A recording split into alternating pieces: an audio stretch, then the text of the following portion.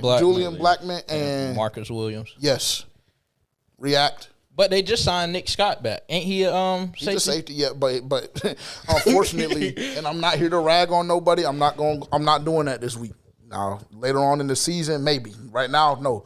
Unfortunately, Nick Scott isn't going to get it done. He's not. Nick Scott, Damani Richardson, I love Damani. I think he's a great talent. I think that we got him, found him, needle in a haystack. Beautiful, perfect. But he's not going to cut it. He can't be starting. He can't start at the beginning of the year. Maybe week 7 or 8, I'm cool with it. He can't start right now. Nick Scott damn sure can't start right now because... Was he that bad? I can't remember, honestly. To me, yes. Because this is the thing, bro. Like, you even asking me that question is part of what's wrong with the fan base, and usually you're the one telling me that. And you want to talk about mediocre play, Nick Scott is just mediocre. To me, personally. So he's not going to get it done. But I guess we'll dive into that a little bit because, like I said, we had... What's his name? Blackmon. Julian Blackmon. And Marcus Williams. You forgot that quick? Yeah, I did, bro. My mind is scattered right now. I'm not gonna lie. Marcus Williams is a fuck no for me. Like, I'll start my opinion and just say that. Blackmon, demon. Now, how much money we're gonna have to pay him, I don't know. Do you have additional information? It seems like you were about to say something, Tavian. Nah, I like the pairing of Blackmon. I like the idea of pairing Blackmon with Merring. Yeah, I like that too. I think that would, that's what kind of entices me about the move, and I think that's why you don't let him leave the building tomorrow when he comes in. That's when he comes in today.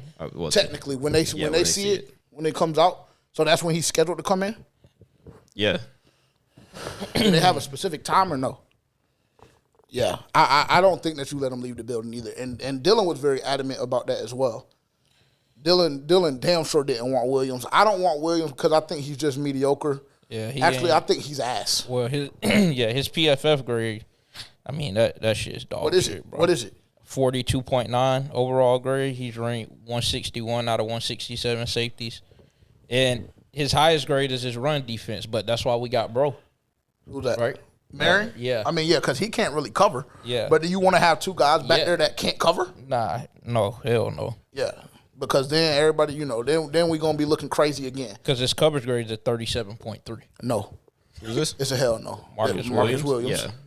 What is Blackness? Because both of them are coming in today, right? They're both coming in on Tuesday. Right. Okay. So I would assume that one of them will leave with a deal. But honestly, it can't be Marcus Williams. All right, Julian Blackmon, his grade is a little higher, 69%. Compared to 47, you said, was the initial one? Do you remember? Yeah, no, I can't. It was 40-something. Yeah, okay, cool. So either way, we're up 20-plus points. 69%. Pass rush grade is in the green, 69%. Coverage grade, 73.5. Yeah, there we go. There we go. It's not even, realistically, if we're having an honest conversation, it's not even a debate. It's not a conversation. For the Carolina Panthers to take the next step, in my opinion, right? Because I think that, go ahead. No, I misspoke. They shouldn't have let him leave the building today because he came in for an interview today. Yeah, he came in today. Today? Oh, yeah. Monday. Yeah, Monday. I think he came in Monday. Monday? Yes, So he came in, okay. And no deal. Yeah. Blackmon came in on Monday and left. Yeah, see, I don't like that. Right. I don't like that. He's 26. Marcus Williams is 28, to give more context. And his overall grade was a 42.9. Yeah, that's not going to cut it. Now, that's not going to cut it. Never mind. No, go ahead. Let's just give him time. Go ahead. I was about to say now, if it gets to the point where they choose Marcus Williams over Julian Blackmon, then that's when I might get hot. Well, can we look at Trayvon Merring as well? Since we're here, let's pull up his shit too, just to give even more context. Because that's going to be that to me is very important as well, to be honest. Because I feel like I personally feel like, which we'll dive into this a little bit more, but I personally feel like we're building properly. I still think that we need a lot of help defensively. I do, but I think we're building properly. But these are the type things that just can't happen. But what is Maring's? His overall grade is 67.5. Okay. His run defense 87.5. That's higher than both of them. Pass rush grade 70%, so he can rush faster. Is it pass rush or pass coverage? Pass rush grade. Okay. Do you have pass coverage grade up there? Yeah, 54.4. Yeah. See, strong, mediocre. Yeah, strong safety, free safety. Yeah. Mediocre. So he's more of a run stopper. Yeah, which I mean, again, we can live with that, but that's what I tried to tell people. Like, that's why I was like, that gave me cause for pause, and I know he was one of the hottest commodities on the market, in the free agent market, specifically the safety free agent market. But the reason why it gave me cause for pause is because he can't cover. And I love Mike Jackson, but unfortunately, he's not the best cornerback in the world. Well, if you get a ball hawk like Julian Blackmon, it'll be perfect. Yes, I would agree with that. So then you can live with that. So then I don't have to hear any of the excuses about we don't have the personnel to do X, Y, Z, this and that. Because as Jero Evero, I'm going to go ahead and tell you, as time has gone on, you know, as I've gotten an opportunity to look at more film from the previous season for the Carolina Panthers, specifically the defense, EJ's rope is very, very, very, very fucking short with me this year. I'm going to go ahead and let everybody know. Shout out to his wife and his family. Very, very dope family. Love his wife, you know, great person. I had a couple of great conversations, etc. But I'm just going to tell you, business is business. Business is business. EJ's rope is very fucking short this year. How long we been trying to tell you that? I mean, but you know how I am. You know how I am. You know it takes me a little bit more time sometimes, right? Because sometimes I'll be in denial. I'm not here to lie to you. Sometimes I'll be in denial, right? And that's okay.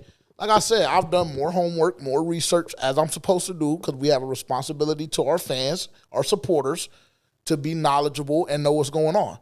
Based on what I saw, as I rewatched a lot of the film, some of the shit was schematical. Some of it was schematical. And yes, I understand Dan Morgan came out and said what he said, and I give him that. I give EJ that break. That's why I'm not saying the nigga should have been fired. Because I seen Dunk the other day say that his ass should have been gone. Yeah. Y'all been saying he should have been gone. Been clipped. Right? We said that he was the luckiest black man in the world.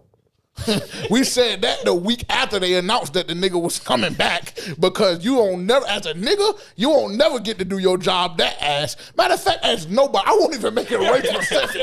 As nobody, you never get to be the fucking worst at your job and still have your job. In history. In history.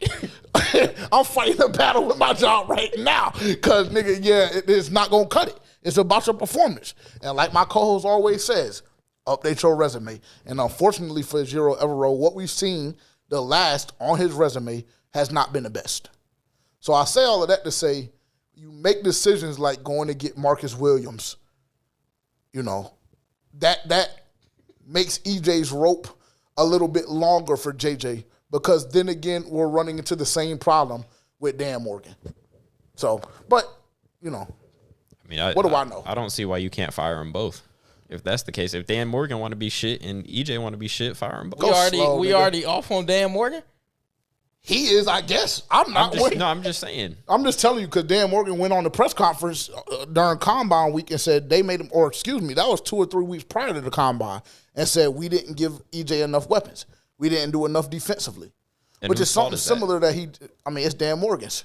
Yeah, but this is the thing, right? And this is why we don't even really need to dive into this conversation, for real, because what was the biggest problem? 2 seasons ago, the offensive line. He went and dropped his nuts on the offensive line market, and we became one of the best offensive lines in the NFL.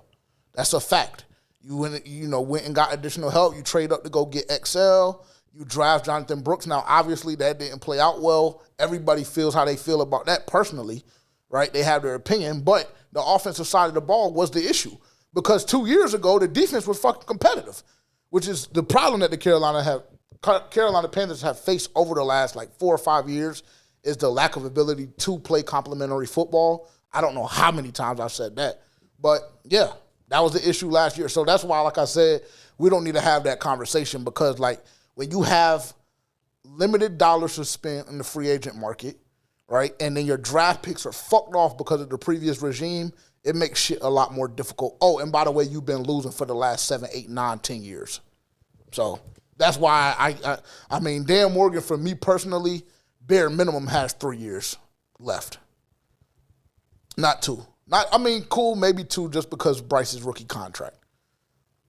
Now, if we're going to save the draft talk a little bit, and I apologize for ranting, but we're going to save the draft talk. But if we go in the draft and we fuck off, and we have a similar draft class to the one we did last year, then we'll have a conversation. But how do you feel about Blackmon, Will? How do y'all feel? Y'all take the floor. I've been talking for the last 30 minutes. I mean, just based on, you can just go look at the grades. I mean, I haven't really watched film on them, but, I mean, it just makes sense to what you already have scheme-wise. It just makes sense to go and get Julian Blackmon because Marion is already a run stopper. Julian Blackmon is more so of a ball hawk. Marcus Williams, he's older, plus he does the same thing that Bro already does. So it will make no sense to go and get him, but you never know. I mean, they've done good things so far in the free agency, so it's like it's no reason to really not think that they're going to make the right decision, but some shit just feels a little too good to be true sometimes. Like what? Like what are you referencing? That we would get him and be able to pair him with the other nigga, and then Marion? Yeah. Get Marion, pair him with Blackmon? Yeah. Why is that too good to be true? Just because I think that they complement each other very well, and I just don't know, like, when is the last time that we seen the Panthers really, these aren't wild guys, but they're not wild guys, but they're great foundational pieces. Exactly. Mm-hmm. They make sense for where the defense is at right now. So they'd be a great pairing too. Yeah. And I agree. This franchise hasn't done, they haven't made those kind of smart decisions in a long time.